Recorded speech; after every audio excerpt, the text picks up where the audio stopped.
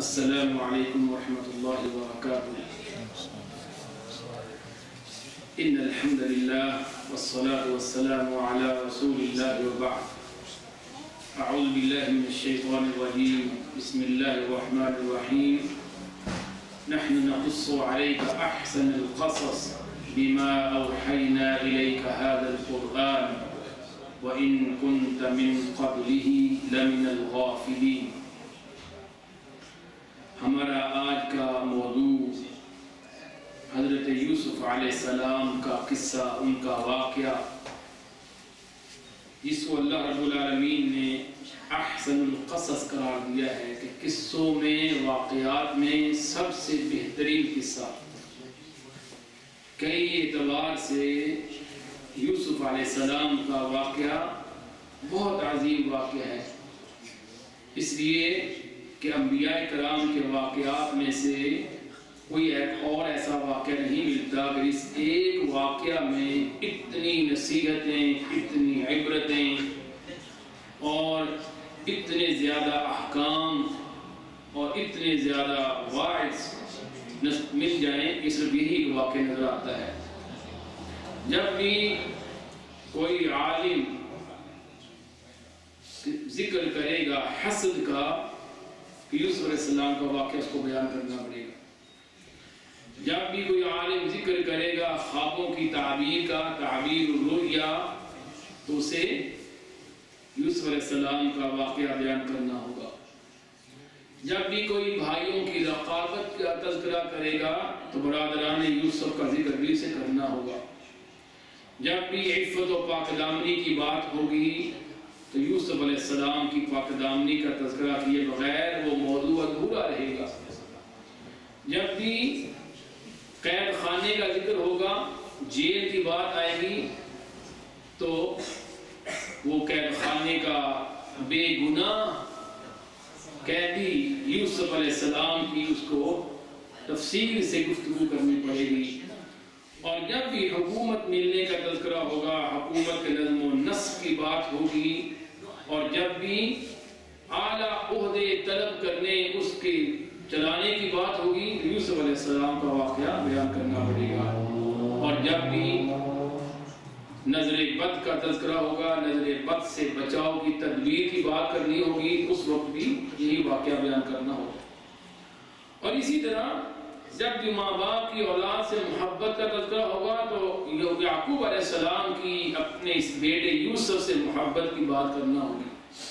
اور جب بھی معافی کا تذکرہ ہوگا، دوسروں کو معاف کر دینا، درگزر سے کام لینا، تو ہمیں اس وقت بھی یہی واقعہ بیان کرنا پڑے گا۔ تو یعنی الغرض ایک واقعہ میں سینکڑوں طرح کی نصیحتیں ہیں، سینکڑوں طرح کی اس میں عبرتیں ہیں، سینکڑوں طرح کے اس میں مسائل اور احکاموں کو ملتے ہیں، اور سینکڑوں طرح کی ہمارے سامنے مثالیں آ جاتی ہیں۔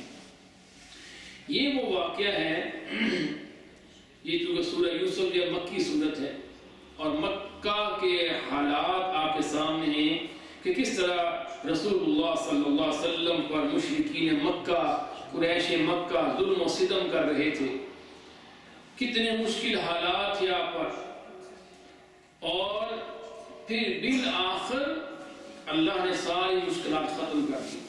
مکی دور میں نبی علیہ السلام کو تسلی دینے کے لیے اللہ نے یہ واقعہ آپ کو بیان کیا، کیونکہ وہی حالات جن کا سامنا یوسف علیہ السلام کرنا پڑا، وہی نبی علیہ السلام بھی ان کا سامنا کر رہے تھے، وہی مشکلات، وہی حسد جو برادران یوسف کے دل میں حسد تھا، اس سے بڑھ کر حسد مشرکین مکہ کے درمیان تھا۔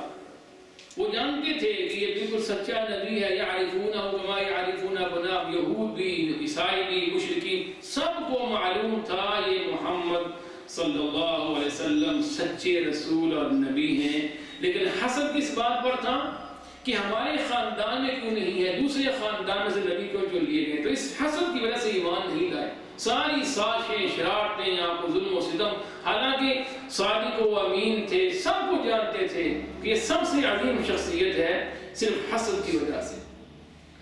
لیکن اللہ رب العالمین نے تسلی دی کہ محمد صلی اللہ علیہ وسلم کہ ان کا حسد آپ کو کچھ نقصان نہیں دے سکے گا، ان کا ظلم و ستم کچھ نقصان نہیں دے سکے گا. جیسا کہ یوسف علیہ السلام پر ظلم و ستم کیا گیا، حسد کا سامنا کرنا پڑا، لیکن اللہ نے ان کو پھر اعلیٰ مقامات عطا فرمائے. صبر کی وجہ سے، ان کے استقامت کی وجہ سے، ان کی پاک دامنی کی وجہ سے، ان کے محسن اور نیک ہونے کی وجہ سے. تو اس لیے آپ بھی مت گھبرائیے. اور پھر اتفاق دیکھیے کہ وہی الفاظ جو یوسف علیہ السلام نے اپنے بھائیوں کو آخر میں کہے تھے، لا تثریب علیکم اليوم یغفر اللہ لکم وهو ارحم الراحمین. جب یہ واقعہ ختم ہوتا ہے اور آخر میں یوسف علیہ السلام کے بھائی بڑے شرمندہ انداز کے سامنے کھڑے ہوتے ہیں اور پوچھتے ہیں انت یوسف؟ قال انا یوسف وهذا اخی. ہاں کیا تو یوسف ہے؟ یا پہچان کے تو کہا ہاں میں یوسف ہوں اور یہ میرا بھائی ہے. تو وہ شرمندہ ہوئے اور کہا لقد آثرك اللہ علینا ان كنا لخاطئین. اللہ نے آپ کو ہم پر چن لیا ہے، ہم ہی گناہ گار تھے، ہم سے غلطی ہو گئی ہے. یہ وہی منظر ہے جو نبی علیہ السلام نے جب مکہ فتح کیا، فاتحانہ انداز میں بیت اللہ میں داخل ہوئے، نماز پڑھی، اس کے بعد سارے مشرک آپ کے سامنے سر جھکا کر کھڑے، اسی طرح جیسے برادران یوسف تھے. آپ نے پوچھا تمہاری کیا رائے ہے، آپ تم سے کیا میں سلوک کروں گا؟ انہوں نے کہا آپ بہت اچھے ہیں کریم ابن کریم، آپ بہت اچھے ہیں، بہت اچھے باپ کے بیٹے ہیں. وہی الفاظ جو برادران یوسف نے اپنے بھائی سے کہے کہ آپ بڑے اچھے ہیں، اللہ نے آپ کو بڑا ہم سے ترقی دے دی ہے، چن لیا ہے، بلند مقام دیا ہے. تو آپ نے وہی الفاظ کہے تھے کہ لا تثریب علیکم اليوم انتم الطلقاء. آج تم سے کوئی ملامت نہیں ہے، تم سب کو میں نے آزاد کر دیا، تم سب کو چھوڑ دیا. حالانکہ چاہتے تو آپ کے ایک اشارے پر سب گردنیں کٹ سکتی تھی، ایک اشارے پر، لیکن کہا میں نے تم سب کو معاف کر دیا. پھر یہی لوگ بعد میں اتنے متاثر ہوئے کہ وہ خود اپنی خوشی سے مسلمان ہو گئے تھے، اور پھر ان کا نام بھی طلقاء پڑ گیا تھا. طلقاء تقریباً 2000 کے قریب لوگ تھے کہ جن کا نام ہی طلقاء پڑ گیا کہ ان کو معاف کر دیا گیا تھا اور وہ خوشی سے مسلمان ہو گئے. یہ واقعہ اس کے بعد دو طرح کی روایات ہیں. ایک میں ہے کہ بعض صحابہ کرام نے نبی علیہ السلام سے درخواست کی کہ ہم کو واقعہ سنائیے، کوئی قصہ سنائیے، تو اللہ نے سورہ یوسف نازل فرمائی. دوسرا اس کی شان نزول کے حوالے سے آتا ہے کہ مشرکین مکہ نے اپنا ایک وفد تشکیل دیا، یہود کے پاس بھیجا مدینہ میں، کیونکہ یہود کا مسکن اور مرکز جو مدینہ تھا، اور یہود بڑے عالم تھے، پڑھے لکھے تھے. تو مشرکین نے سوچا کہ محمد صلی اللہ علیہ وسلم کی دعوت پھیلتی جا رہی ہے، ہر سمت اس کا پیغام پھیلتا جا رہا اور بہت اثر ہو رہا ہے لوگوں پر، اور لوگ اپنے آبا و اجداد کا دین چھوڑ کر اس کے دین میں داخل ہوتے جا رہے ہیں. کوئی یہود کے پاس افراد بھیجیں، وفد بھیجیں تاکہ ان سے کوئی ایسی بات لے کے آئیں تاکہ ہمیں اس کی دعوت کو ڈیمیج کیا جا سکے، اس کے پیغام کو روکا جا سکے. تو انہوں نے اپنے بڑے پڑھے لکھے لوگوں کو وفد بھیجا یہود کے پاس کہ ہمیں کوئی ایسی بات بتائیے، یہ ہمارے پاس ایک شخص ہے، اس کا نام محمد ہے، وہ یہ پیغام دیتا ہے، اس کی وجہ سے ہماری جو ہے برادری میں، ہماری قوم میں ہر طرف لڑائی جھگڑا کھڑا ہو گیا ہے، ہمیں کوئی ایسی بات بتائیے تاکہ ہم اس کی دعوت کو روک سکیں. یہود کو تو معلوم تھا کہ سچا نبی ہے، تو انہوں نے کہا کہ تم جا کے اس سے پوچھو کہ جو بنو اسرائیل تھے، بنی اسرائیل یعنی جسے ہم کہتے ہیں اولاد یعقوب، ان کا جو مرکز تھا، مسکن تھا، علاقہ تھا، وہ تو کنعان، فلسطین، یہ شام کا علاقہ تھا. ہم نے پہلے واقعہ بیان کیا تھا اس کے پہلے، اسحاق اور یعقوب علیہ السلام کا واقعہ، اس میں ہم نے بیان کیا تھا کہ یہ کنعان کی بستی، یہ فلسطین، یہ شام، یہ ان کا مرکز تھا، یہاں ان کے آبا و اجداد رہتے تھے. ابراہیم علیہ السلام کا اپنا آبائی وطن کیا تھا؟ عراق، وہاں سے وہ ادھر آ گئے تھے، اور ابراہیم علیہ السلام کی اولاد اسماعیل، اسحاق، پھر آگے یعقوب، یہ ادھر ہی بستے رہے. اور انہی کی یعقوب علیہ السلام کے بیٹے یوسف علیہ السلام نے. تو ان سے جا کے پوچھو، جو شخص دعویٰ کرتا ہے کہ میں نبی ہوں، کہ اولاد یعقوب کا جو علاقہ تھا وہ تو کنعان تھا، فلسطین تھا، لیکن پھر یہ بنی اسرائیل یہ مصر میں کیسے پہنچ گئے؟ یعنی اس علاقے میں رہتے تھے، مصر کا ان کا جانے کا واقعہ کیا ہے؟ اور انہوں نے کہا یہ اگر نبی ہوگا تو واقعہ تم کو بتائے گا، اگر یہ نبی نہیں ہے تو اس کو کچھ پتہ نہیں ہوگا. یعنی اس کے نبی ہونے کی علامت یہ ہے کہ وہ تم کو یہ واقعہ بیان کرے گا کہ بنی اسرائیل فلسطین سے مصر میں کیسے پہنچ گئے، اور یہی وہ سارا واقعہ یوسف علیہ السلام. لیکن بدقسمتی کیا ہے کہ اتنا اچھا واقعہ بیان ہو جانے کے باوجود، حقائق بیان ہونے کے باوجود بھی لوگ زیادہ مسلمان نہیں ہوئے ان میں سے. تو یہ ہے احسن القصص.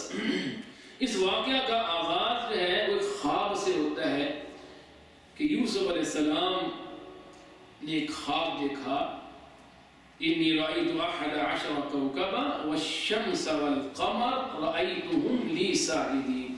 اپنے باپ کے پاس گئے، یعقوب علیہ السلام کے پاس، اور کہا ابو جان میں نے ایک خواب دیکھا ہے کہ میں نے دیکھا کہ 11 ستارے اور سورج اور چاند مجھے سجدہ کر رہے ہیں.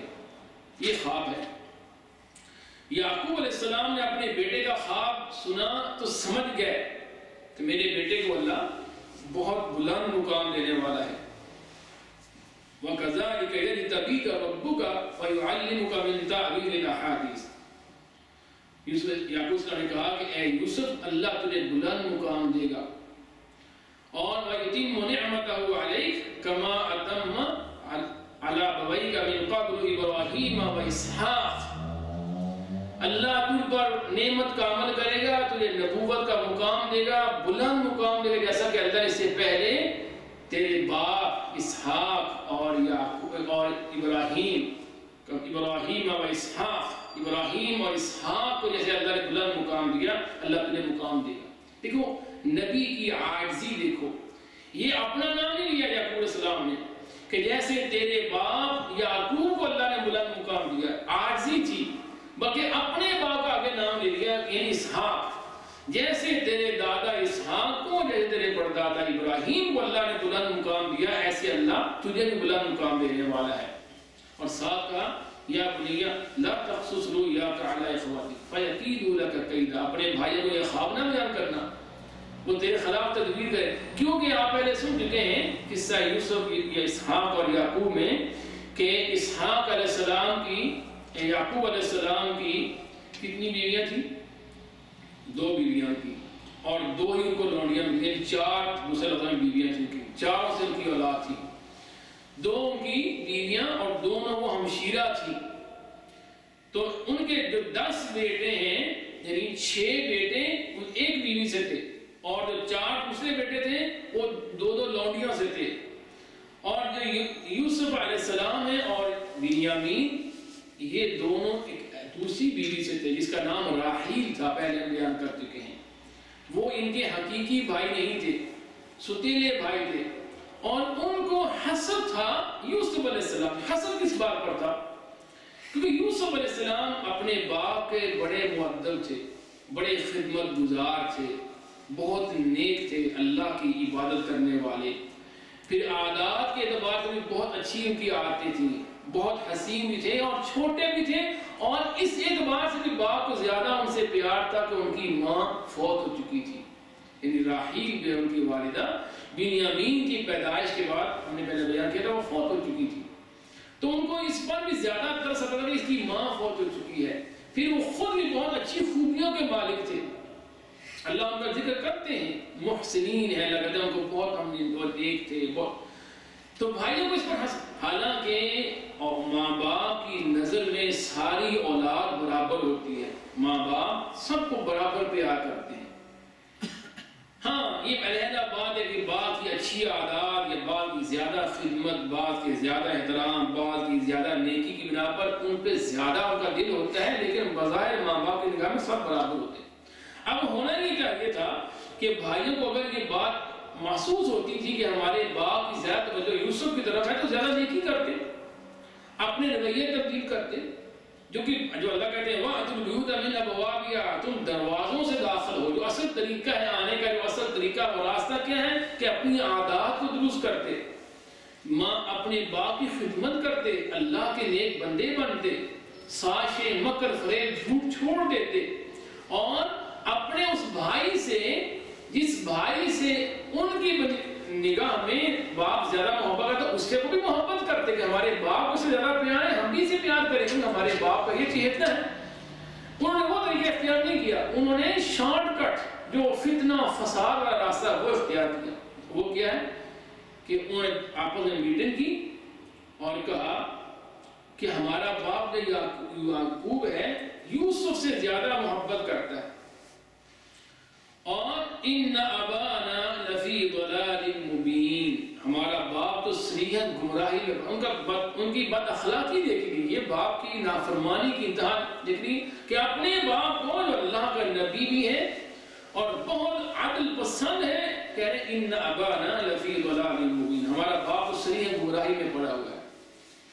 اس سے پتہ چلتا ہے کہ ان کے دل میں باپ کو کتنا کوئی احترام تھا، اور اسی لیے باپ کو ان کی نسبت یوسف سے زیادہ پیار تھا۔ وہ بڑا مؤدب ہے، فرما بردار ہے، بہت نیک ہے، اچھی عادات کا مالک ہے۔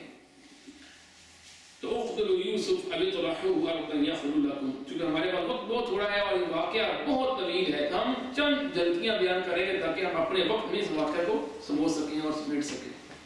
تو انہوں نے کہا اب حل یہ ہے کہ اس کو قتل کر دو، یہ تو قتل کر دو، اس کا قصہ ختم ہو جائے گا تو باپ کی توجہ ہماری طرف ہو جائے گی، یا ابھی طرحوه ارضا یخل لکم وجہ ابیکم، یا اس کو کہیں دور دراز پھینکو، کہیں صحرا میں، کسی جنگل میں، کسی کنویں میں پھینکو تاکہ وہ واپس نہ پہنچ سکیں۔ تو جب وہ ہوگا ہی نہیں تو باپ کی نظر تم پر زیادہ ہوگی، تم سے محبت کرے گا۔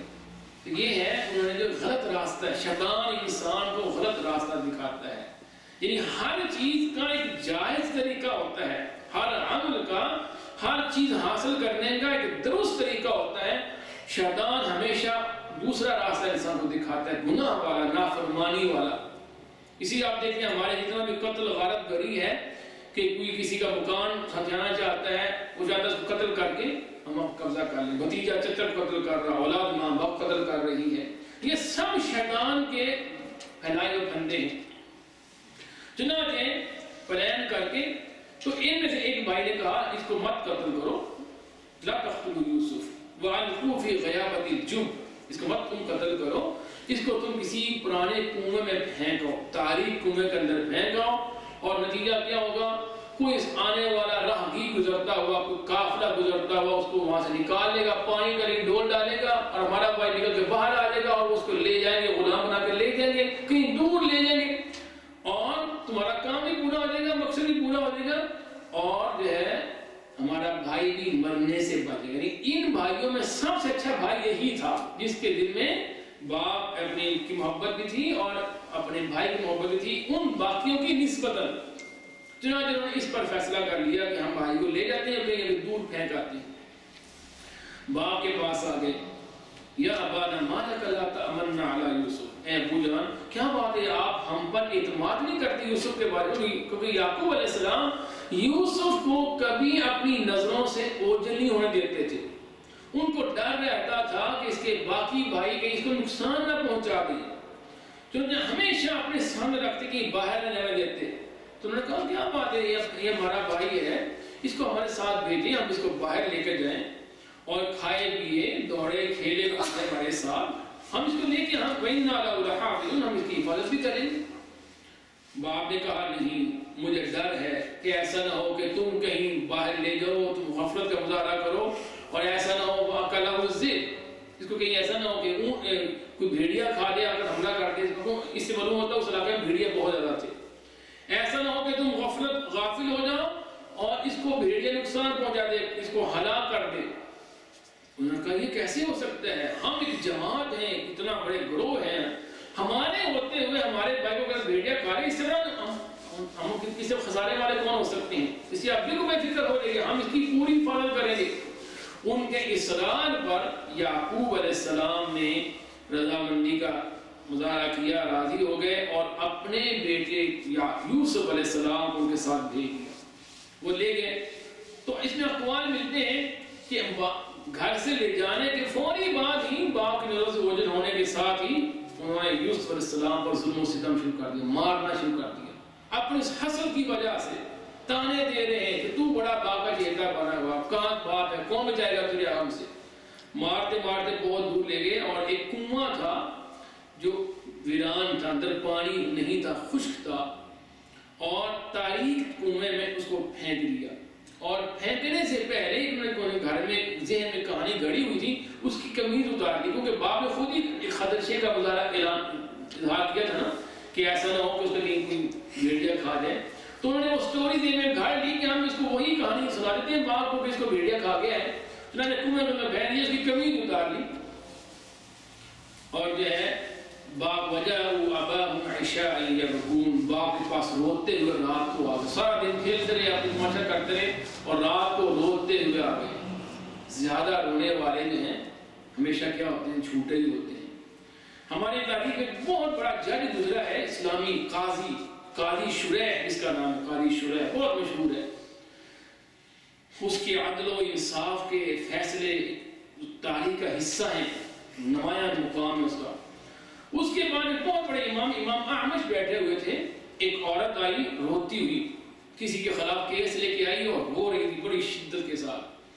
تو امام اعمش کے ذہن میں جو ترس تھا نہ کہا کہ اللہ تعالیٰ کا یہ تنقید کا دیکھتے ہیں تو رو رہی ہے، آپ کو بھی اس میں ترس نہیں آتا، پھر بھی آپ سمجھتے ہیں جھوٹ بولنے والی، اس کا آنسو دیکھو. تو قاضی شریح نے کہا ان اخوة یوسف جاءوا اباهم عشاء یبکون، یوسف کے بھائی بھی رات کو روتے ہوئے آئے تھے، حالانکہ وہ خود جھوٹے تھے. وہ اس لیے فیصلہ آنسو دے کر نہیں کیا جاتا، فیصلہ دلائل دے کے کیا جاتا ہے.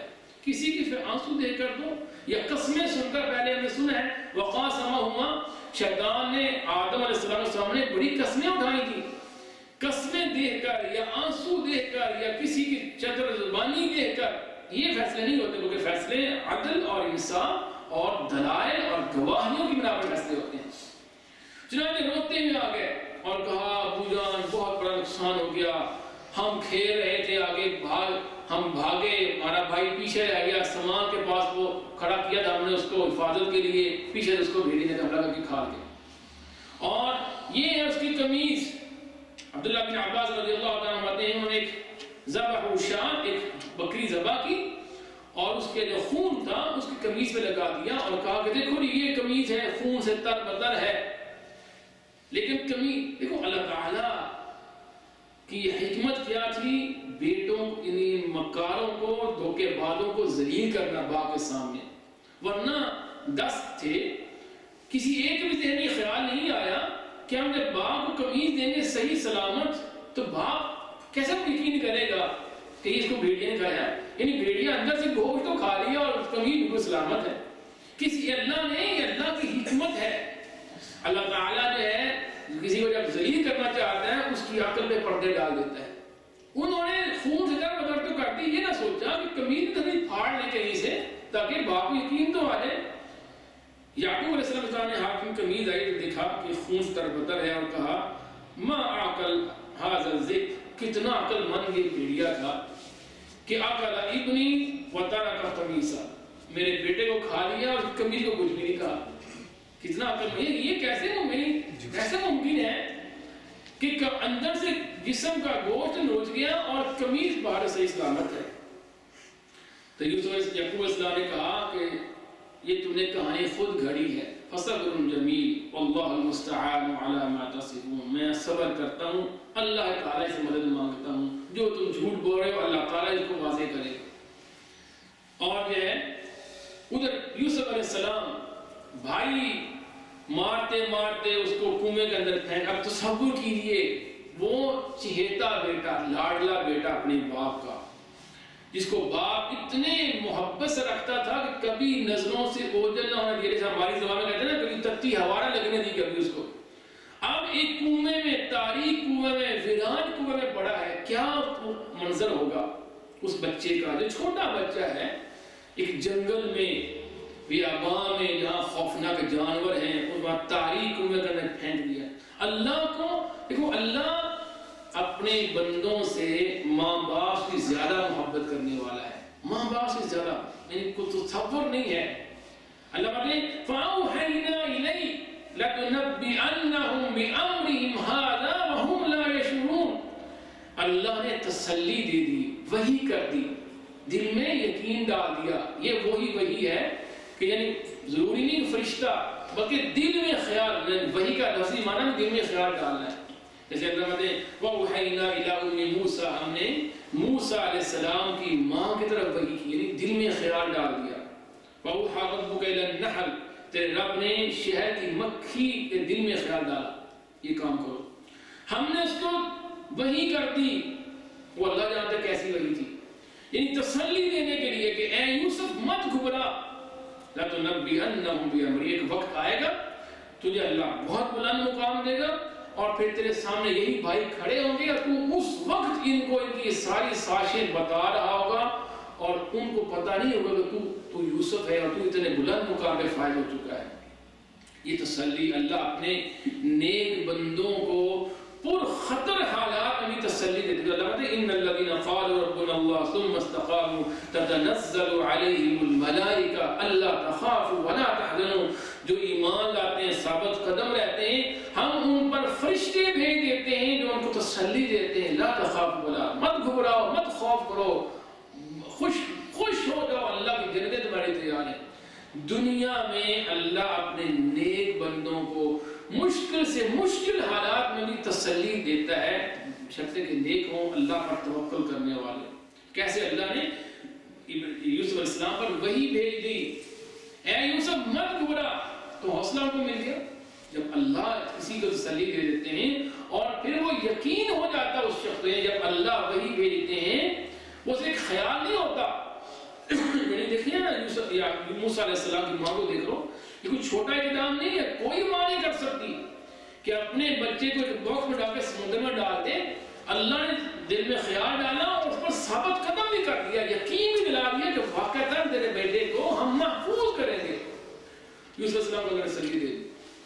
اب کیا ہوا، وہ کنویں میں ہیں اور ایک قافلہ وہاں سے گزرا، انہوں نے دور سے فارسلوا واردا، وارد کہتے ہیں وہ افراد جو قافلے کے آگے آگے ہوتے تھے، ان کا کام ہوتا ہے کہ آگے جب پانی ڈھونڈتے نا تو قافلے کی پانی تلاش کر رکھو. تو جو ان کا وارد تھا آگے پانی ڈھونڈنے والا، وہ آگے آگے جا رہے اور ان کو کنواں نظر آیا اور انہوں نے اس میں اپنا ڈو کو پھینکا اور یوسف علیہ السلام اندر بیٹھے ہوئے ہیں اور جیسے ڈول آیا بیٹھ کے باہر آ گئے.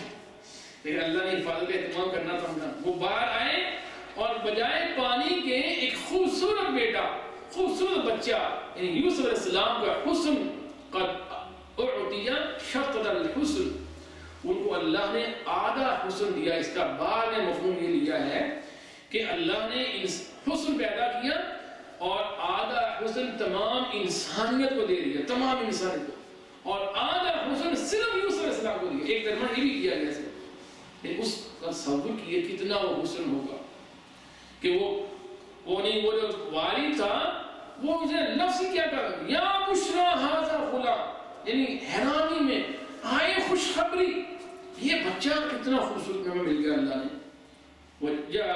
اور وہ فارسل اللہ نے انہوں نے اس کو چھپایا پھر تاکہ آس پاس ایسا تو لوگوں کو معلوم ہو جائے. یعنی بعض ایسا ہوتا ہے کہ بچہ ماں باپ ناراض گئے یا کہ چھپ جاتا ہے، انہوں نے سوچا اے ممکنوں یا جو آس پاس بستی ہے ان کا بچہ ہو اور یہاں چھپا ہو کسی وجہ سے، تو ایسا نہ ہو کہ ان کو معلوم ہو جائے اور وہ آ کر اپنا بچہ چھینکے نہ لے جائے کہیں ہم سے.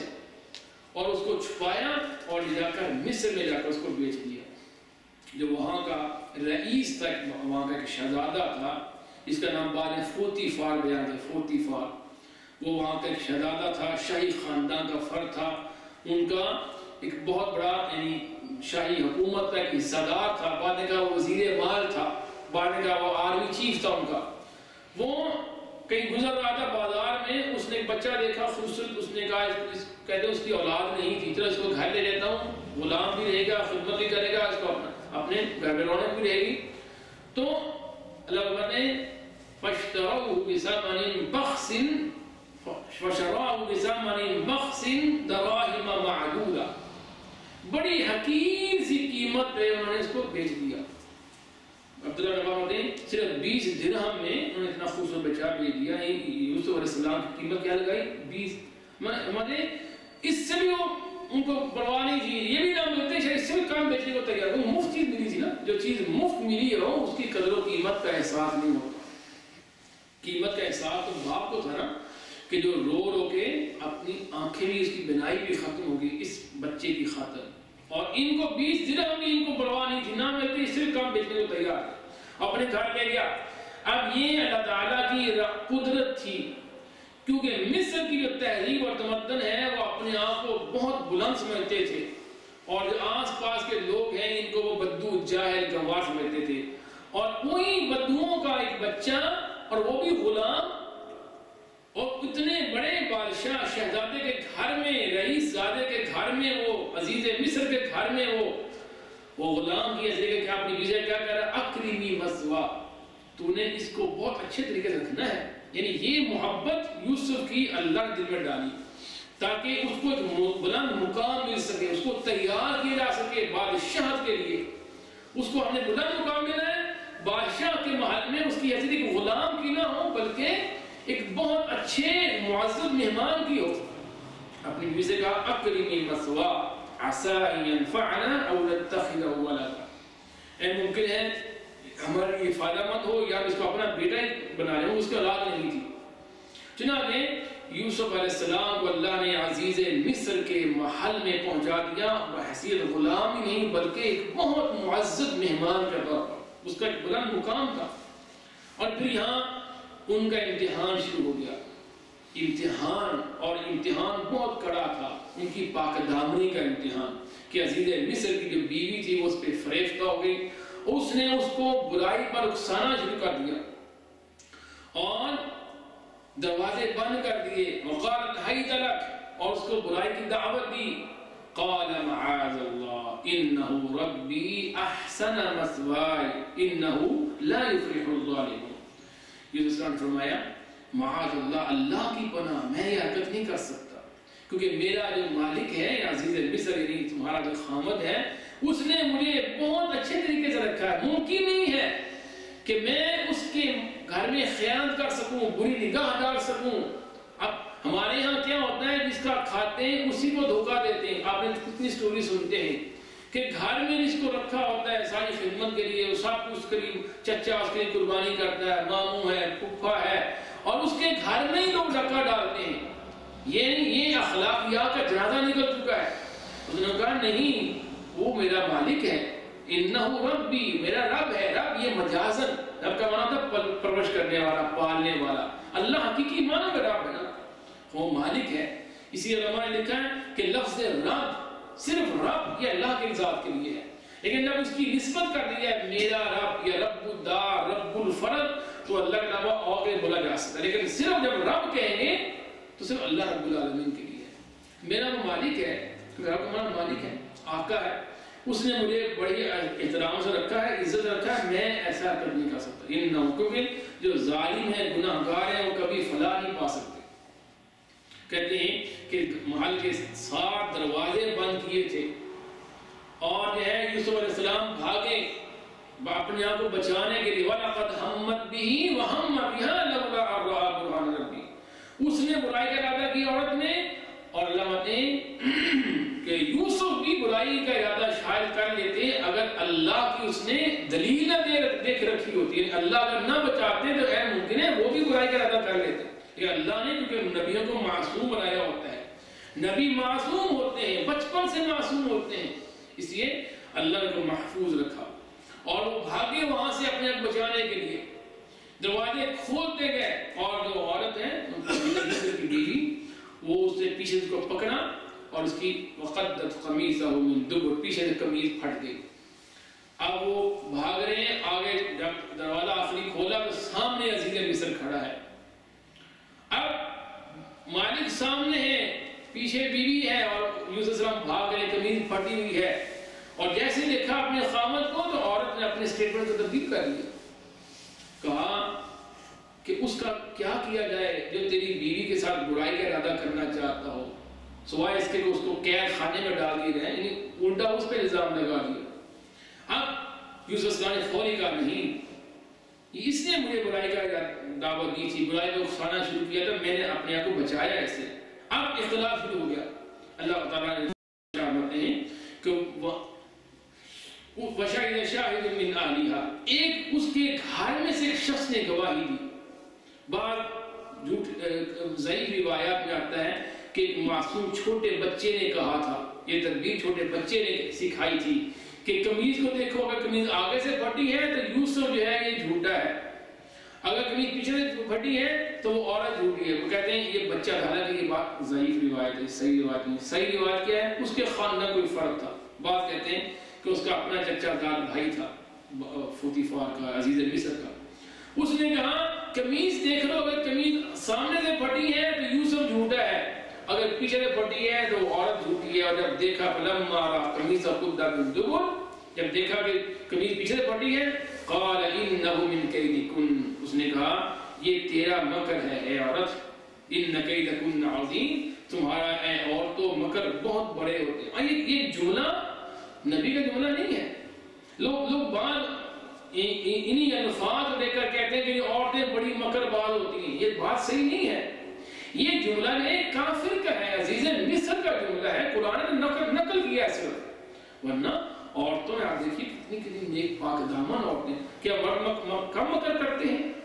صرف اس جملے کی بنا پر صرف عورتوں کہنا کہ عورتوں کا مکر بڑا ہوتا ہے، یہ جملہ نہ نبی کا ہے، نہ یوسف علیہ السلام کا ہے، اور نہ ہی اللہ تعالیٰ نے اس کی تائید کی، بلکہ یہ تو ایک کافر کا اللہ ہو جملہ نقل کا، ورنہ مکر یہ برادرانی سے تھوڑے مکر پھانستے، انہوں نے تھوڑا مکر کیا تھا۔ اس لیے یہ اس جملے کی بنا پر صرف عورتوں کو مکر کا طعنہ دینا یہ قرآن کی تکذیب ہے، یہ ایک کافر کا جملہ ہے۔ بہرحال جب دیکھ لیا تو پھر کیا کہا کہ یوسف اس سے تو دور ہوئے، اعرض عن هذا اعرض عن هذا واستغفر لذنبك، اور اے بیوی تو اپنے گناہ پر بخشش مانگ، انک کنت من الخاطئین، تو نے غلطی۔ اب دیکھیے اس تہذیب میں اخلاقیات کا جنازہ کتنا نکلا ہوا تھا کہ باوجود اب واضح ہو جانے کے بھی کہ میری بیوی کی خطا ہے، اس کا جرم ہے، اتنی بڑی مکار ہے، نہ اس کو سزا دی اور نہ اس کو علیحدہ کیا، بلکہ یوسف بھی وہی ہے، بیوی وہی ہے، اور اتنا کہا سے تو دور ہے کوئی بھی، یعنی اسی کو حدیث میں دیوس کہا گیا نا کہ جو اپنے گھر میں برائی دیکھے اور اس کو ختم نہیں کرتا، روکتا نہیں ہے۔ تو مفسرین نے بیان کیا کہ مصر کی وہ جو سوسائٹی تھی، اخلاقیات اس میں ختم ہو چکی تھی، یعنی شرم اور غیرت اور حیا کا جنازہ نکل چکا تھا۔ اب جو ہے بات کو چھپا دیا، نہ وہ ختم کیا، نہ اس کو ڈانٹا، نہ اس کو نکالا گھر سے، نہ کوئی اور اس نے علاج کیا، بات چھپانے، لیکن بات چھپ نہ سکی۔ آہستہ جب بات باہر نکل گئی اور جو محلات میں دیگر ان کی شاہی عورتوں میں بات پھیلنا شروع ہو گئی، اب عورتیں یہ الزام لگا رہی ہیں کہ عزیز مصر کی جو بیوی ہیں امراۃ العزیز تراود فتاها عن نفسه، تانا دیتی ہیں کہ وہ ایک غلام پر فریفتہ ہو گئی، یعنی کسی بڑے پر فریفتہ ہوتی، یہ اس میں کوئی عیب نہیں تھا سوسائٹی میں، ایک غلام پر فریفتہ ہونا یہ ان کے لیے عیب تھا، اس لیے تانا دیتی ہے کہ غلام پر فریفتہ ہوگی، اس کے ساتھ کچھ کرنے لگی۔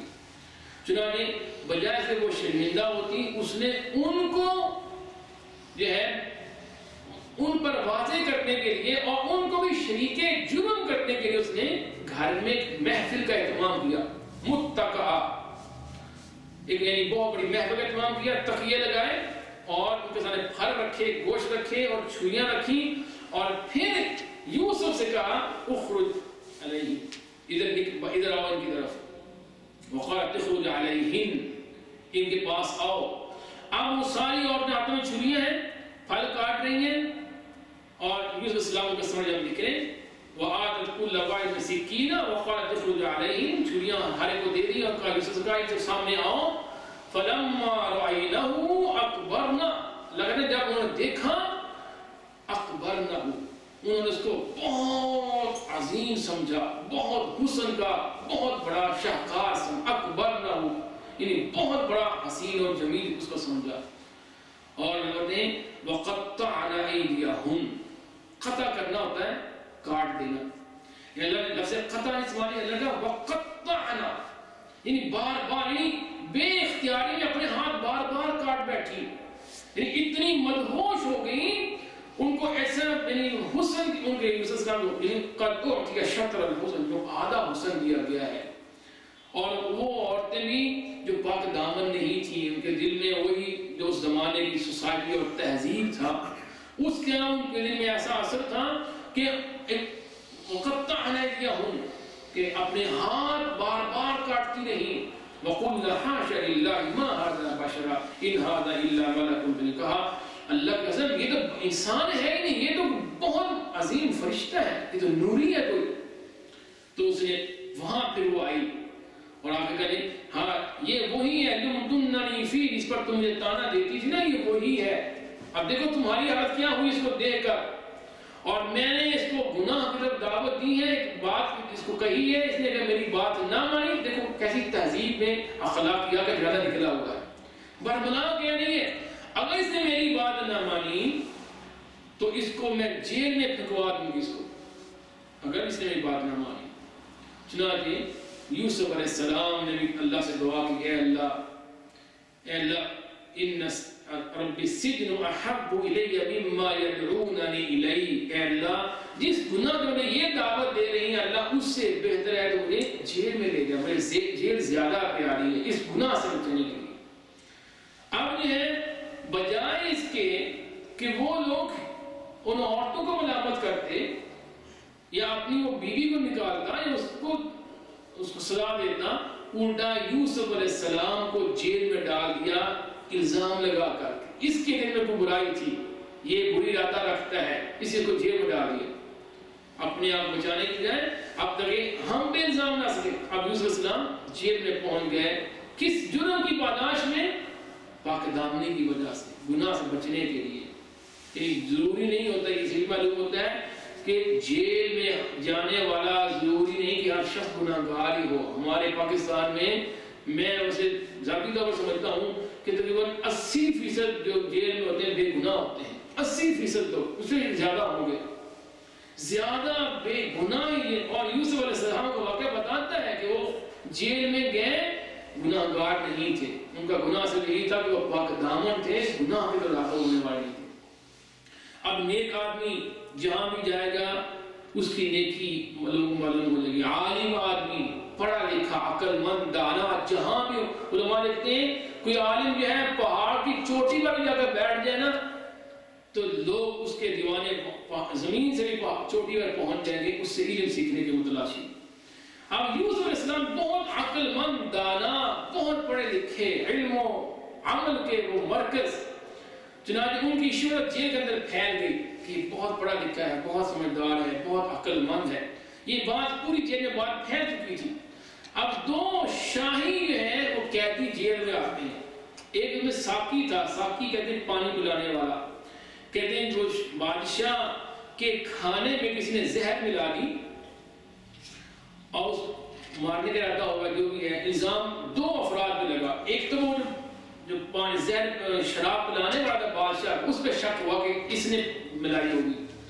دوسرا جو شاہی کچن کا جو دروغہ تھا، نگران تھا، اس پہ الزام لگا. دونوں میں شک لگا ہوا کہ ان دونوں میں کسی ایک نے کام کیا، اور دونوں کو جیل میں بھیج دیا کہ قیدی بنا کر. اللہ کہتے ہیں وَدَخَلَ مَعَهُ السِّجْنَ فَتَيَانِ. دو نوجوان بھی قید میں آ گئے. ایک انہوں نے ایک خواب دیکھا، ایک نے خواب دیکھا کہ انی اعصر خمرا، کہ میں بادشاہ کو شراب پلا رہا ہوں. دوسرے نے خواب دیکھا کہ میرے سر پہ روٹیاں ہیں اور پرندے آ رہے ہیں، روٹیوں کو نوچ نوچ کے کھائے جا رہے ہیں.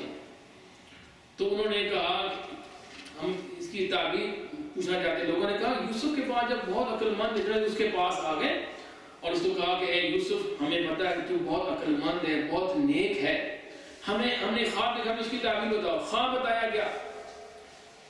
یوسف نے خواب کی تعبیر نہیں بتائی، فوری کہا جب تک کھانا آ رہا اس سے پہلے ہمارے پاس ٹائم ہے، میں تمہیں اس کی تعبیر بتا دوں گا، لیکن پہلے واضح و نصیحت شروع کر دی. یعنی واضح و نصیحت، یہ دعوت و تبلیغ، یہ ایسی ذمہ داری ہے ہر شخص پہ کہ جب بھی موقع ملے سستی نہیں کرنی چاہیے.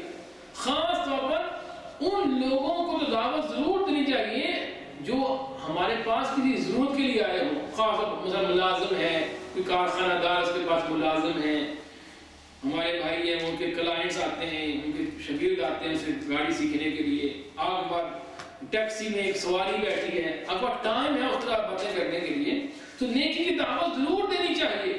کسی دکان میں کوئی کسٹمر آتا ہے کسی کے، یعنی جہاں بھی موقع ملے آپ دعوت، اور یہ یوسف علیہ السلام کا واقعہ کو بتاتا ہے، یوسف علیہ السلام نے اسٹریٹ میں ان کی تعبیر نہیں بتا دی کہ بلکہ کہا نہیں انی ترکت ملت آبائی، میں نے تمہارے دین کو چھوڑ دیا، میں نے اپنے آباء و اجداد کے دین کو اختیار کیا ہے، یوسف، یعقوب علیہ السلام، اسحاق، ابراہیم، اور میں تمہارے دین کو نہیں مانتا، اور یہ جو تم نے بت بنائے ہیں یہ تم نے خود نام رکھے ہیں، اللہ کے علاوہ کوئی معبود نہیں ہے۔ پورا واقعہ میں نے ان کی دعوت بڑی تفصیل سے ان کا پیغام ذکر کیا کہ دین اللہ ایک ہے، اس کے علاوہ کوئی معبود نہیں۔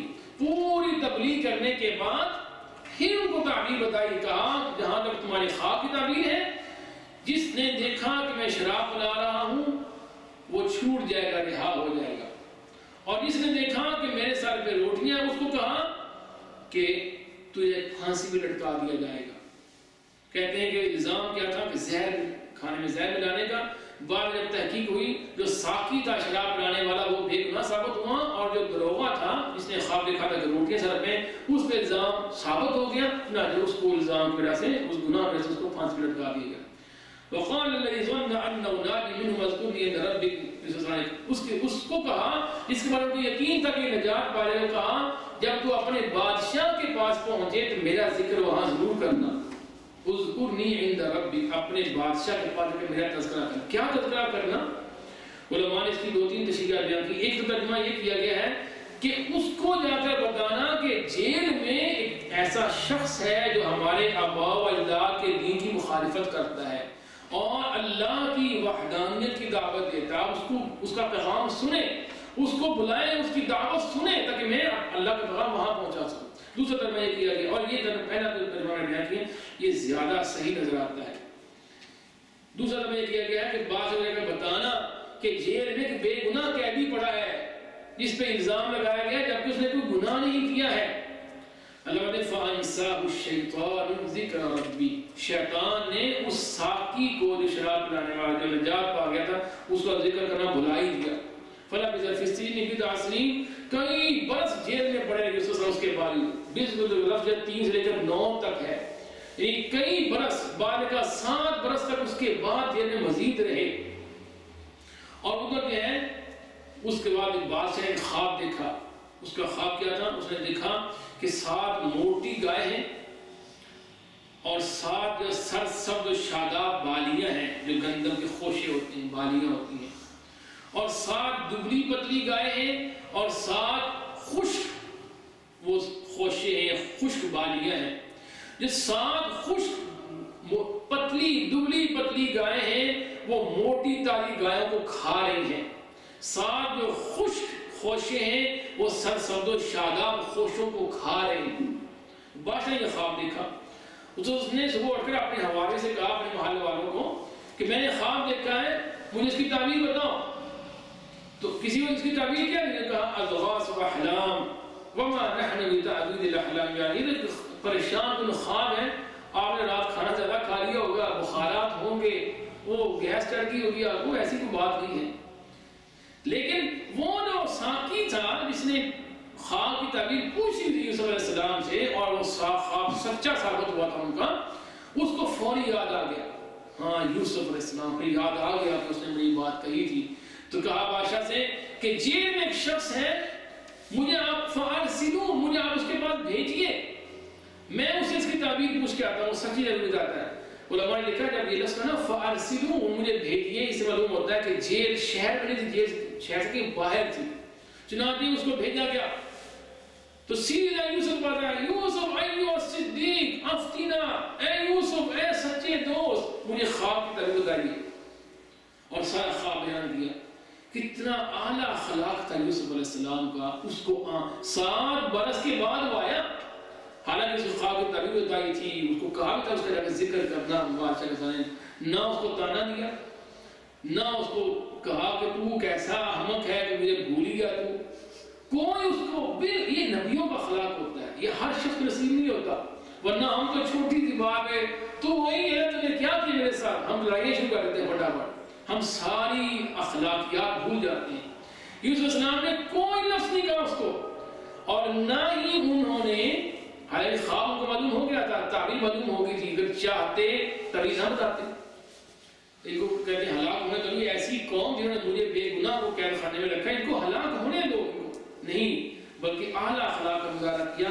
نہ اس کو کچھ کہا بلکہ فوری صرف تعبیر نہیں بتائی بلکہ تدبیر بھی بتائی کہ یہ برے حالات آنے والے ہیں تم پر، اور اس سے بچنے کا طریقہ کیا ہوگا کہ تم 7 سال کاشتکاری کرو گے، بہت خوشحالی ہوگی، بہت فصل پیدا ہوگی، اور جو فما حصدتم فذروا فی سنبلہ الا قلیلا مما تاکلون، جو بھی تم پیداوار اگاؤ اس کو تم نے اپنی بالے کے اندر ہی چھوڑ دیا کہ خراب نہ ہو سکے، سوائے اس کے تھوڑا سا کھانا جو تم کھانے کے لیے استعمال کرو گے ان کو نکال لو، باقی سارے گندم کے دانے بالے کے اندر ہی چھوڑ دو تاکہ وہ پڑے رہیں، خراب نہ ہو سکے. تدبیر بتا دیں.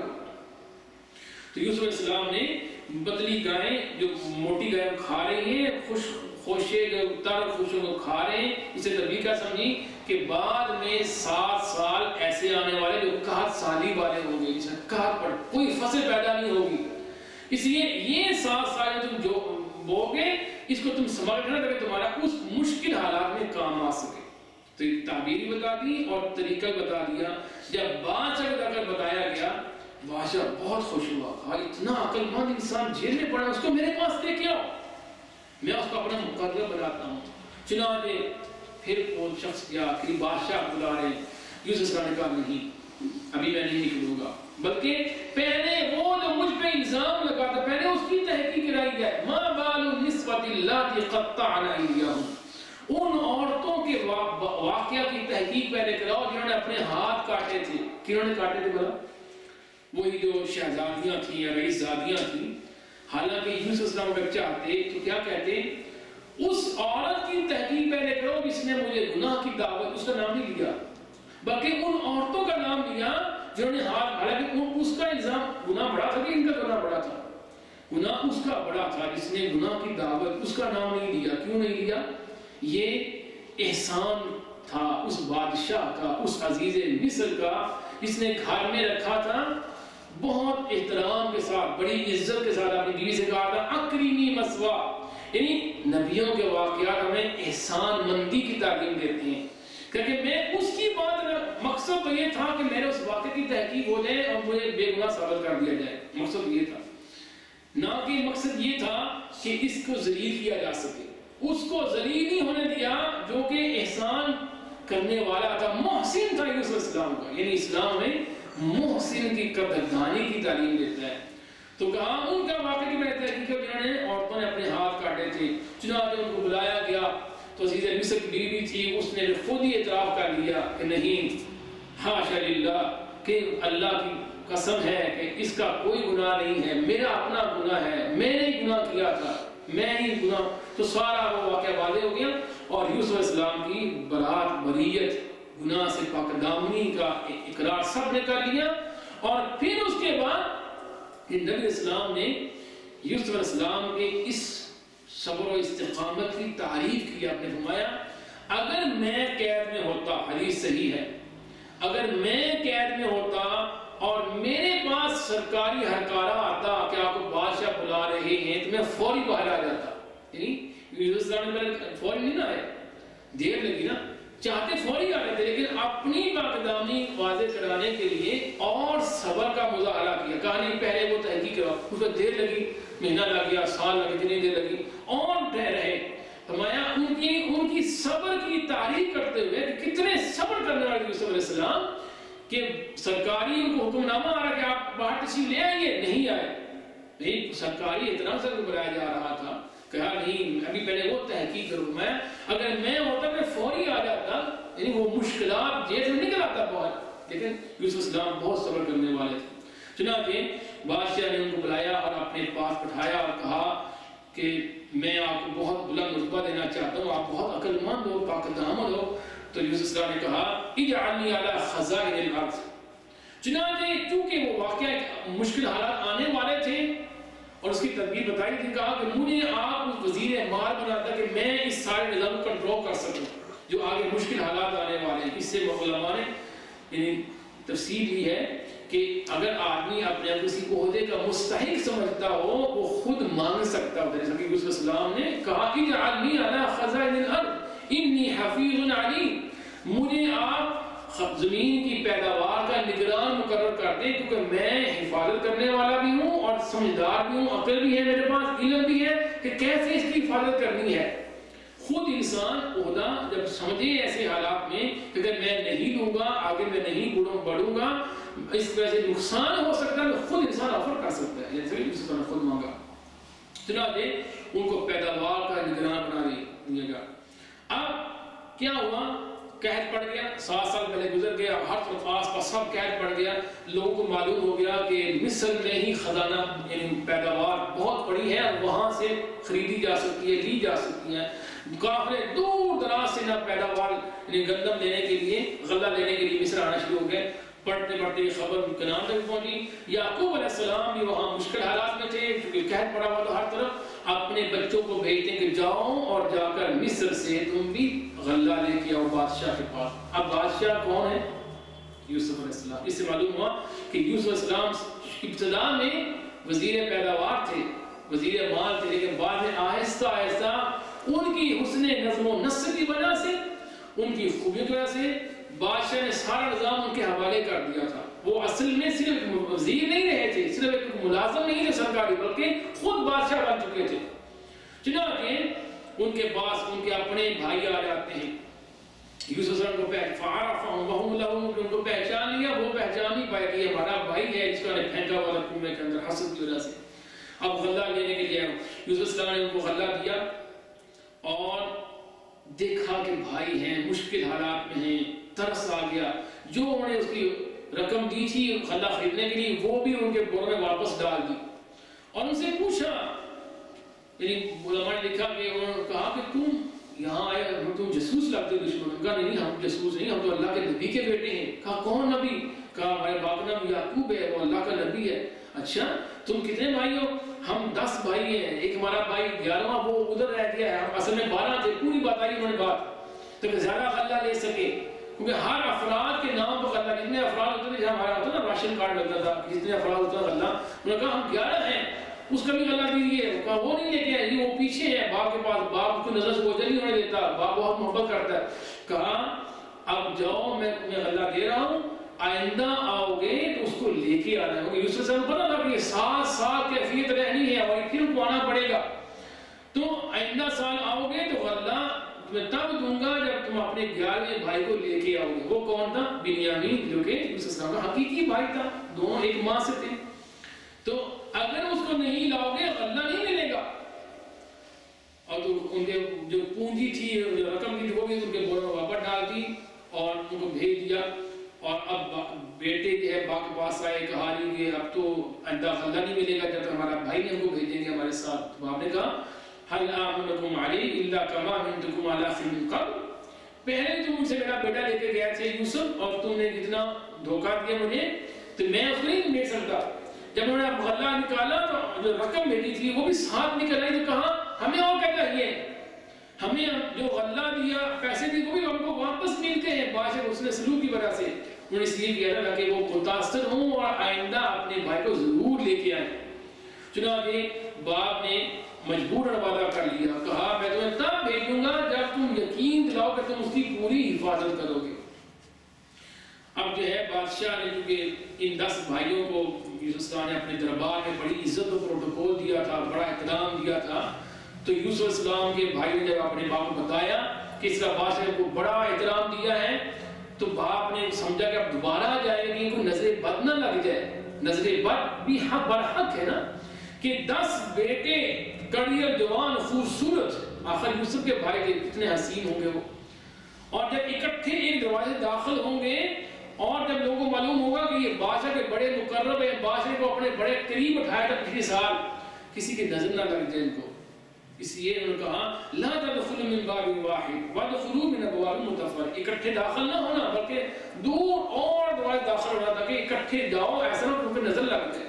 اور صاحب کہا میں تم کو نہیں بچا سکتا اللہ کے عذابوں سے یا پکڑ سے یا کسی مشکل سے، یہ ایک تدبیر ہے جو میرے ذہن میں آئی ہے. چنانچہ وہ داخل ہوئے، بادشاہ کے پاس پہنچے. بادشاہ نے یوسف علیہ السلام نے کہا کہ ان سب کو دو دو کر کے میرے پاس لایا جائے. دو کتنے تھے؟ 11 تھے نا. تو دو دو کر کے آتے گئے, اسے غلہ دیتے گئے. آخر میں ایک رہ گیا, وہ کون تھا؟ بنیامین. جب ان کی تدبیر تھی کہ میں اس کو جا کر بات بتا سکوں کہ اپنے پاس اس کو بتا. جب اکیلا بھائی بنیامین کے پاس آیا تو اس کو کہا کہ میں تیرا بھائی یوسف ہوں. خوش ہو گئے اور ساری بات بتائی اور کہا کہ پرواہ نہ کر, سارے اس کو حالات بتا دیے اور تجھے ڈرنے کی ضرورت نہیں ہے, انشاءاللہ تجھے میں اپنے پاس رکھ لوں گا یہاں. اور رکھنے کے لیے تدبیر کیا کی, یعنی ان کی خواہش تھی میں اپنے بھائی کو اپنے پاس رکھ لوں, لیکن رکھ نہیں سکتے تھے فی دین الملک, اس وہاں کے قانون کے مطابق.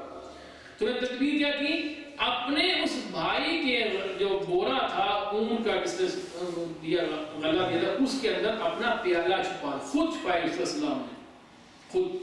اور وہ شاہی پیالہ تھا جس سے وہ پانی پیتے تھے, سونے یا چاندی کا تھا, اور اسی سے وہ ماپ کے وہ غلہ دیتے تھے.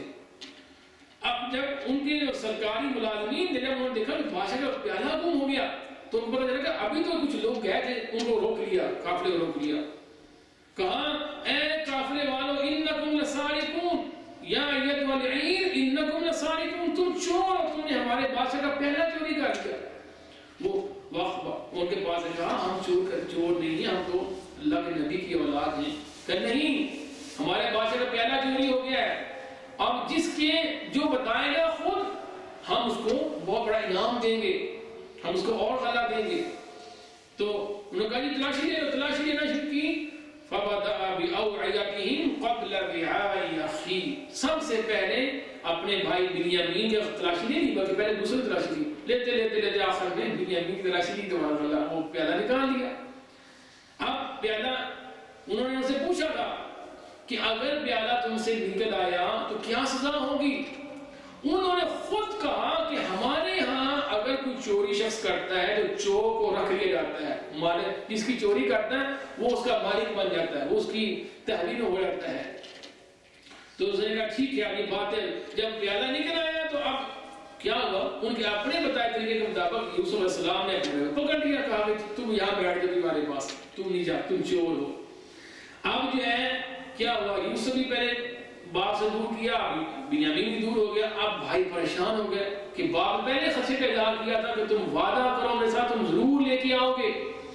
اب جو ہے وہ پھسل میٹنے شروع کر دی, کیا کیا جائے. باپ یوسف السلام کے پاس آتے ہیں کہ آپ بڑی مہربانی کیجیے, ہمارے بھائی کو چھوڑ دیجیے. ہمارا بھائی جو ہے باپ, اس کا پہلا ایک بھائی تھا, وہ بھی نعوذ باللہ اس نے بھی چوری کی تھی. اللہ بتائے قرآن کریم میں فَأَسَرَّهَا يُوسُفُ فِي نَفْسِهِ وَلَمْ يُبْدِهَا, یوسف نے دل میں کہا, ان کے سامنے واضح نہیں کیا, اِنَّكُمْ شَرٌّ مَكَانًا, تم بہت برے لوگ ہو, تم مجھ پہ الزام لگا رہے چوری کا. تو باپ سامنے کھڑا جھوٹا الزام لگائے جا رہے ہیں, لیکن کتنا ان کا صبر تھا, کتنا اعلیٰ اخلاق تھا کہ ان کے سامنے بات نہیں کی. اپنے بھائی کو پکڑ لیا اور انہوں نے کہا تم جاؤ. اور وہ جو بڑا بھائی تھا اس نے کہا میں تو یہاں سے نہیں ہلوں گا, بس میں نہیں جاؤں گا, میں ادھر ہی رہوں گا. تم باپ کے پاس جاؤ, اس کو جا کر بتاؤ کہ تمہارے بیٹے نے چوری کی ہے, اور تم آس پاس کے باقی لوگوں سے پوچھ سکتے ہو, جو قافلے والے اور مصر میں گئے تھے ان سے پوچھ سکتے ہو تمہارے بیٹے نے چوری کی ہے, وہ وہاں پڑا ہوا ہے اور وہ بادشاہ اس کو نہیں دے رہا. چنانچہ یعقوب علیہ السلام پر جب خبر آئی, اللہ نے یعقوب نے کہا نہیں, مگر تم نے جھوٹی بات خود گھڑی ہے, تم نے خود, حالانکہ وہ بات گھڑی نہیں تھی. نبیوں کے پاس علم غیب نہیں ہوتا, اگر علم غیب ہوتا تو ایک دوسرا کبھی نہ کہتے کہ تم نے خود کہانی گھڑی ہے. حالانکہ بات وہ صحیح کہہ رہے تھے کہ واقعتاً بنیامین میں جھوٹ کا ایک چوری کا دام تو لگا تھا, اور انہوں نے بات جا کے جھوٹ نہیں بولا تھا, لیکن یعقوب علیہ السلام نے کہا تم نے بات خود گھڑی. اور پھر جب یہ بات آئی بنیامین کی جدائی, تو ان کو یوسف جدائی بھی یاد آ گئی. اور پھر کہا, اللہ بات نے کہ یوسف علیہ السلام کو یاد کیا, یا یوسف وَبِيَضَّتْ عَيْنَاهُ مِنَ الْحُزْنِ, ہائے یوسف, یعنی ایک غم پہنچتا ہے تو دوسرا صدمہ بھی پھر اس کا غم تازہ ہو جاتا ہے. تو یوسف کو یاد کے رو پڑے, اور رو کے ان کی آنکھیں سفید ہو گئی, بینائی ختم ہو گئی, اور اپنے بیٹوں سے کہا, یا بنی اذهبوا فتحسسوا من یوسف واخیہ ولا تیأسوا من روح اللہ, میرے بیٹوں جاؤ, جا کے یوسف کو ڈھونڈو, اس کے بھائی کو ڈھونڈو, اللہ کی رحمت سے مایوس نہ ہو. کتنا ان کا اللہ پر اعتماد اور توکل اور یقین تھا کہ ابھی بھی وہ یوسف جو پہلے بچہ تھا کنویں میں تھا پھر بادشاہ بنا برس ہاں پر باقی 40 برس باقی 60 برس ابھی بھی اللہ کی رحمت سے مایوس. یہ اعلیٰ ایمان. اللہ کی رحمت سے مایوس مت ہو کیونکہ اللہ کی رحمت سے کافر ہی مایوس ہوتا ہے. تو انہوں نے کہا کہ اے ابو ابھی تک آپ یوسف کو یاد کر رہے ہیں آپ تو نعوذ باللہ سٹھیا گئے ہیں یہ ہو گیا. یہ ان کی بدتمیزی تھی یعنی دل میں باپ کا احترام نہیں تھا جو ہونا چاہیے. چنانچہ بعد میں انہوں نے باپ کے بار بار مجبور کرنے پر اگلے سال پھر حالات سے مجبور ہو کر پھر بادشاہ کے پاس گئے. اب ان کے پاس دینے کے لیے کوئی رقم نہیں تھی, کھوٹے پیسے اور بہذی بضاعتنا رد یعنی کھوٹے رقم ایسی چیز جو بالکل قبول نہیں ہو سکتی تھی. کہا اے عزیز مصر ہم بہت برے حالات میں ہیں, ہم یہ تھوڑی حقیر سی پونجی لے کے آئے ہیں جو اس کی قیمت نہیں ہے, ہمارے حالات برے ہو گئے ہیں, آپ ہمیں یہ قبول کیجئے اور ہمیں مزید دیجئے. مزید ہے ہمارا بھائی وہ واپس کر دیجئے تک اور یہ آپ ہمیں احسان کیجئے. مفسر بیان کیا کہ جب بھائی نے وہ رقم دی جو کھوٹے پیسے بالکل ردی مال تھا جس کی کوئی حیثیت نہیں تھی تو سمجھ گیا کہ میرے گھر کے حالات بہت برے ہیں, میرا باپ اس طرح بہت برے حالات میں ہیں, تو پھر برداشت نہ کر سکے. یعنی اب انہوں نے ارادہ کر لیا کہ اب میں واضح کر دوں حقیقت, اب اپنے باپ کو اپنے پاس یہاں بلاؤں. تو پھر انہوں نے کہا حل علمتم ما فعلتم یوسف واخیہ اذ انتم جاہلون, کیا تمہیں پتہ ہے تم نے اپنے بھائی یوسف کے ساتھ تم نے کیا سلوک کیا تھا؟ جب اس بادشاہ کی زبان سے اپنے بھائی یوسف کا نام سنا تو حیران ہو گئے کہ یہ یوسف کیسے جانتا ہے. جب غور سے دیکھا تو پہچان گئے کہ وہ یوسف ہی ہے. قالوا انت یوسف, کیا آپ یوسف ہیں؟ قال انا یوسف, کہا ہاں میں یوسف ہوں اور یہ میرا بھائی ہے. اور پھر ساری بات واضح ہو گئی اور پھر کہا کہ تم نے یہ کوئی ان کو تانا پھر بھی نہیں دیا. انہوں نے کہا لقد آثرك الله علينا ان كنا, اللہ نے آپ کو ہم پر چن لیا, ہم سے غلطی ہو گئی, ہمیں معاف کر دیجیے. یوسف صلی اللہ نے فوری معاف کیا, لا تصریب علیکم اليوم یغفر اللہ لکم, اللہ تمہیں معاف کرے, کوئی تم سے ملامت نہیں آئے, کوئی تم سے مواخذہ نہیں کیا جائے گا. یہ اعلیٰ اخلاق. اور ساتھ اپنی قمیض بھی کہا یہ میری قمیض لے جاؤ اور جا کر میرے باپ کی آنکھوں میں ڈال دو. اللہ تعالیٰ کی بنائی وہاں, یہ نبی کا معجزہ ہے. اللہ اپنے نبیوں کو معجزے دیتے ہیں. ہم نے نبیوں کے معجزات کو بنیاد بنا کر ولیوں کی کرامتیں جھوٹی ثابت کرنا شروع کی ہوئی ہیں. یہ تو نبی کا معجزہ ہے اور معجزہ ہم پہلے بیان کر چکے ہیں, اس پہ نبی کا اختیار نہیں ہوتا, اللہ چاہے تو کام ہوتا ہے. تو چنانچہ بھائی نے کہتے ہیں کہ وہی بیٹا جو پہلے قمیض لے کے آیا تھا اپنے باپ کو دینے کے لیے کہ یہ بیٹے یہ یوسف کی قمیض ہے جو اس کو بھیڑیا کھا گیا, اس نے کہا میں قمیض لے کے جاؤں تاکہ میں جس سے میں نے ان کو غمگین کیا میں عالم کو خوش کر سکوں. چنانچہ وہ قمیض لے کے گئے. اللہ بات ہے فلما فصلت العیر, جب قافلہ چلا مصر سے کنعان کی طرف, سینکڑوں ہزاروں میل کا فاصلہ ہے, اللہ تعالیٰ نے یوسف کی قمیض اور یوسف کی خوشبو یعقوب کو پہنچا دیا. اللہ قادر ہے اس چیز پر, اللہ جہاں چاہے اللہ اپنے کام کرنے میں قادر ہے. اور انہوں نے کہا انی لأجد ریح یوسف, مجھے یوسف کی خوشبو آ رہی ہے. کیسے اللہ, یعنی اللہ جب کچھ چیز دکھانا چاہتا ہے سنبھانا چاہتا ہے اللہ قادر ہے. کوئی نبی خود اس پر قادر نہیں ہے. دیکھیں نا یہی یعقوب علیہ السلام تھے, یہ تو مصر ہے نا, مصر تو ہزاروں میل کا فاصلہ ہے, اللہ نے خوشبو پہنچا دی.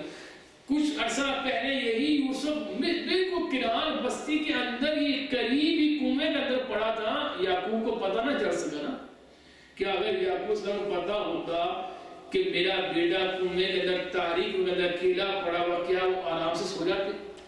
کیا وہ باپ برداشت کرتا ہے کہ جو باپ اتنا محبت کرنے والا بیٹے سے اور دوسرے لوگ کہتے ہیں اس کو بھیڑیا کھا چکا ہے اور وہی بیٹا قریب کنویں کے اندر تاریک میں پڑا ہوا, کیا باپ خاموش بیٹھ جائے گا؟ تو ان کو پتہ نہ چل سکا نا. اللہ جب تک نہ بتائے نبی کو پتہ نہیں چلتا. اللہ جب بتانا چاہے تو سینکڑوں ہزاروں میلوں فاصلے سے یوسف کی خوشبو اللہ نے پہنچا دی یعقوب علیہ السلام. چنانچہ قافلہ آیا اور آنکھوں میں ڈالا گیا, کبھی اللہ نے بنائی بحال کر دی اور پھر بھائی نے کہا، بیٹوں نے کہا بیٹا ہمیں آپ معاف کر دیجیے، ہمارے حق میں استغفار کا، سوف استغفر لکم ربی، میں ان قریب تم سے اللہ کے حضور بخشش کی دعا کروں گا۔ فوری دعا کی ان کے حق میں، کیوں کہ چونکہ انہوں نے ظلم کیا میرے بیٹے پہ، میں پہلے یوسف کو مل کے اس سے پوچھوں گا، اس کے بعد ان کے حق میں استغفار کی دعا کروں گا۔ یہ نبی کا اخلاق تھا کہ وہ اس کا حق کی تلفی نہ کی ہو جائے، پہلے بیٹے سے پوچھوں گا میں اسے۔ چنانچہ اس کے بعد ان کو بلایا گیا سرکاری طور پر کہ آپ مصر میں تشریف لائیے۔ کہتے ہیں کہ 100 افراد ہیں، تقریباً 100 سے کم افراد ہیں یعقوب اسلام کے پورے خاندان کے، جو کنعان سے مصر میں منتقل ہوئے۔ اور جب وہ تشریف لائے مصر میں، یوسف اسلام نے شہر سے باہر نکل کر اپنے باپ کے استقبال اور کیا منظر ہوگا، تو الفاظ اس کو ادا نہیں کر سکتے کہ وہ بیٹا جو برس تک باپ سے جدا رہا ہو، جس کی جدائی میں باپ رو رو کے اس کی آنکھیں ختم ہو چکی ہوں، کیا وہ منظر ہو، کیسے وہ ملے ہوں گے، کیسے معانقہ کیا ہوگا، کیسے وہ جذبات ہوں گے، اس کا کوئی الفاظ بیان نہیں ہو سکتے اس کو۔ بہرحال یوسف اسلام اپنے باپ کو کہتے ہیں ادخلوا مصر انشاءاللہ، آپ مصر میں داخل ہو گئے، اب کوئی غم نہیں ہوگا آپ کو، آپ امن میں رہیں گے۔ جو مصر میں داخل ہوئے، اب سرکاری محل میں بادشاہ نے پراپر ایک تقریب منعقد کی تاکہ پورے مصر والوں کو بادشاہ کے ماں باپ کا تعارف کرایا جا سکے۔ اور جیسے ہی اور پھر اپنے تخت پہ کس کو بٹھایا؟ اپنے ماں باپ کو بلندی پہ بٹھایا، اپنے تخت پہ ان کو بٹھایا۔ اور جیسے سب محل درباری آئے، بادشاہ کو دیکھا سب سجدے میں گر پڑے، اور جب ان کو سجدہ کرتے دیکھا سارے بھائی سجدے میں گر پڑے، اور ماں باپ بھی اپنے بیٹے یوسف کے سامنے سجدے میں گر پڑے۔ یوسف نے فرمایا ھذا تعبیر رؤیا من قبل، یہ وہی تعبیر ہے ابو جان جو میں نے خواب دیکھا تھا کہ 11 ستارے اور سورج اور چاند سجدہ کر رہے ہیں، وہ 11 ستارے بھائی اور سورج اور چاند ماں باپ۔ قد جعلها ربی حقا، جو اللہ نے سچ کر دکھائی۔ اور آگے کیا کہا؟ وقد احسن بی اذ اخرجنی من السجن، نبی کا اخلاق دیکھیں کتنے اچھا اخلاق ہے۔ اللہ نے مجھ پہ احسان کیا جب اللہ نے مجھے قید خانے سے نکال کر محل میں پہنچا دیا۔ وہاں کنویں کا نام نہیں لیا، حالانکہ کنویں کا زیادہ بڑا وہ حادثہ تھا، قید بڑا حادثہ تھا، کنویں کا ڈال دینا وہ زیادہ بڑا حادثہ تھا، اس کا ذکر نہیں کیا۔ کیوں؟ تاکہ بھائی شرمندہ نہ ہو کہیں، میں ان کے سامنے کہوں گا کہ اللہ کا مجھ پہ احسان ہے، مجھے کنویں سے نکال دیا تو بھائی شرمندہ ہو جائیں گے، بلکہ قید خانے کا ذکر کیا۔ وقد احسن بی اذ اخرجنی من السجن وجاء بکم من البدو، اور اللہ آپ کو گاؤں دیہات سے لے کے یہاں آ گیا، یعنی مصر کی تہذیب کے سامنے کنعان ایک گاؤں کی برابر تھا۔ وہاں یہ نہیں کہا کہ اللہ کا احسان ہے جس نے آپ کو برے حالات سے نکال کر یہاں، تاکہ یہ شرمندہ میرے ماں باپ کی شرمندہ، میرے بھائی کی شرمندہ۔ تو یہ نبی کا، ہم تو تانے دیتے ہیں نا لوگوں کے، باتیں کرتے ہیں بڑی سو باتیں کر جاتے ہیں، نبی کا اخلاق ہے۔ اور آگے کیا کہا؟ من بعد ان نزغ الشیطان بینی و بین اخوتی، اس کے بعد کہ شیطان نے میرے اور میرے بھائی درمیان نفرتیں پیدا کر دی تھیں، جدائیاں ڈال دی تھیں، تو بھائیوں پر الزام نہیں لگایا بلکہ نسبت شیطان کی طرف کر دی۔ من بعد ان نزغ الشیطان بینی و بین اخوتی ان ربی لطیف لما یشاء انہ العلیم الحکیم۔ رب قد، پھر وہاں دعا کی، اب ساری نعمتیں مل گئی۔ وہاں رب قد آتیتنی من الملک، اے اللہ تو نے مجھے بادشاہ عطا فرمائی، اے اللہ تو نے خوابوں کی طرف بتائی، اے اللہ انت ولی فی الدنیا والآخرہ توفنی مسلما والحقنی بالصالحین، اے اللہ مجھے اسلام پر موت دینا، مجھے نیک لوگوں میں شامل فرما۔ یعنی محلات میں، بادشاہی میں، ساری نعمتوں کے ہوتے ہوئے کس چیز کا ڈر ہے؟ خاتمہ بالخیر ہے۔ ہمیں ہر وقت اپنے خاتمہ بالخیر فکر کرنی چاہیے۔ اے اللہ ہماری موت اسلام پر دینا، ایمان پر دینا، اے اللہ ہمیں نیک لوگوں میں، نبیوں کی طرف عطا فرما۔ اللہ کے سارا وقت کیا باتیں کہ اے نبی صلی اللہ علیہ وسلم وما كنت لديهم اذ اجمعوا امرهم، اے نبی جب یوسف کے بھائی ساری سازشیں کر رہے تھے آپ وہاں نہیں تھے۔ ہمارے کہتے ہیں نا کہ نبی حاضر ناظر ہے نا، ہمارے لوگ کیا کہتے ہیں آپ، اللہ کہہ رہے ہیں نبی آپ وہاں حاضر نہیں تھے، اللہ نبی کے حاضر ہونے کا انکار کر رہا اور ہم دھکے کے ساتھ نبی کو حاضر ناظر بنا رہا ہے۔ وما كنت لديهم اذ اجمعوا امرهم وهم يمكرون، اے نبی جب وہ مکر اور سازش کر رہے تھے یوسف کے بھائی آپ وہاں نہیں تھے. آگے کیا کہا وما اکثر الناس ولو حرصت بالمؤمنین. اے نبی آپ جتنی بھی کوشش کر لیں اکثر لوگ آپ ایمان نہیں لا سکیں گے. لوگ سامنے دلائل ہیں توحید کا معاملہ اللہ نے کھول کر بیان کیا لیکن پھر بھی لوگ شرک کیے جا رہے ہیں. پھر بھی لوگ نبیوں کو اللہ کے بھی بلند کیے جا رہے ہیں. حالانکہ قرآن کو واضح ہے. تو یہ واقعہ یوسف علیہ السلام کے بھائیوں کا جن کے بارے یہ بات لوگ شروع کرتے ہیں کہ وہ نبی بنائے گئے حالانکہ نبی نہیں بنائے گئے. نبیوں کے مقام کے یہ منافی ہے یہ جھوٹ بولنا مکر کرنا فریب کرنا. اس واقعے میں بہت سی عبرتیں ہیں کہ حاصل جتنا بھی حاصل کر لے اللہ کسی کو مرتبہ دینا چاہے کوئی نہیں روک سکتا. جیسے کہ یوسف علیہ السلام کے بھائی کیا کچھ نہیں کیا لیکن اللہ کو بلند مقام پہ پہنچا دیا. اور پھر اسی طرح معاف کر دینا یہ نبیوں کا اور اہل ایمان کا. اور عفت و پاک دامنی خاص طور پر جب گناہ آسان ہو جائے خود گناہ دعوت دے آپ میں کہ قیامت روز 7 لوگوں اللہ اپنے عرش کا سایہ عطا فرمائے. ان میں ایک وہ ہوگا کہ جس کو عورت حسب و نسب والی جمال والی خود گناہ کی دعوت دے اور پھر وہ کہے انی اخاف اللہ مجھے اللہ کا ڈر ہے. وہ عرش کا سایہ نصیب ہوگا. اور وہ شخص جو اپنی جوانی گناہ سے بچاتا ہے نیکی میں گزارتا ہے وہ اللہ کے عرش کے سائے میں اللہ تعالیٰ ہمیں